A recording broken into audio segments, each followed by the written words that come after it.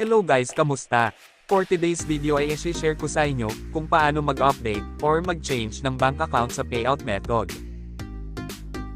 Kasi may nagtanong nga kung paano ba ito mabago, siguro nagkamali siya ng bank account na nilagay. Kaya, sa mga nagkamali din dyan ng bank account na nilagay, ay panoorin nyo ito. Dahil mahalaga po ito, lalo na sa mga content creator, na kumikita na sa ads on Reels, in-stream ads at stars. Okay, wala nang paligoy-ligoy pa at simulan na natin.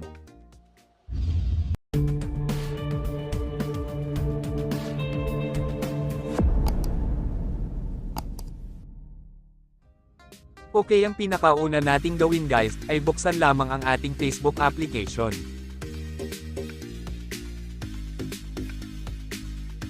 By the way guys, ang gagamitin pala natin ngayon ay ang aking personal profile account.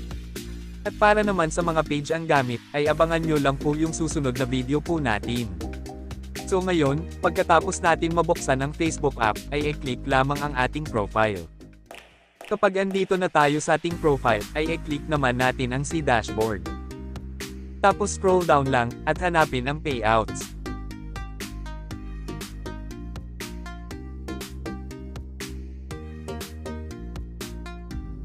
Dito naman guys, ay i-click lamang ang settings icon sa may upper right.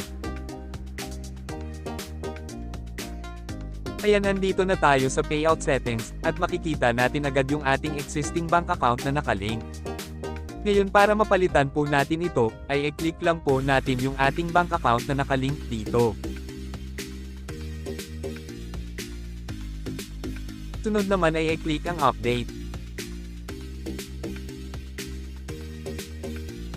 Reminders lang guys, huwag po kayo basta magpapalit ng bank account sa payout, lalo na kung malapit na ang araw ng sahuran, para maiwasan ang delayed na sahod.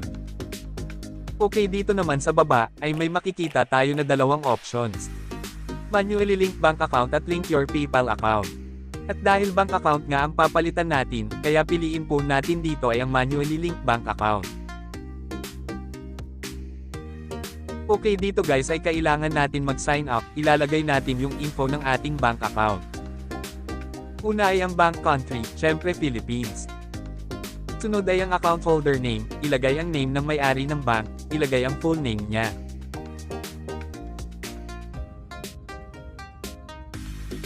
Next naman ay ang SWIFT code, paano ba malaman ang SWIFT code ng iyong bank? Okay, ganito lang yan, pumunta lamang sa Google, at i-search ang name ng bank tapos SWIFT code, for example PNB SWIFT code. Ayan po yung SWIFT code guys, i-copy nyo lang po yan, pagkatapos i-paste. At ang pinakahuli, ay ang bank account number.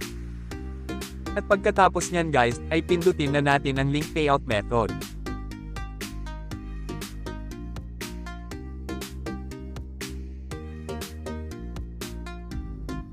At ayan guys, napalitan na yung ating bank account sa payout method.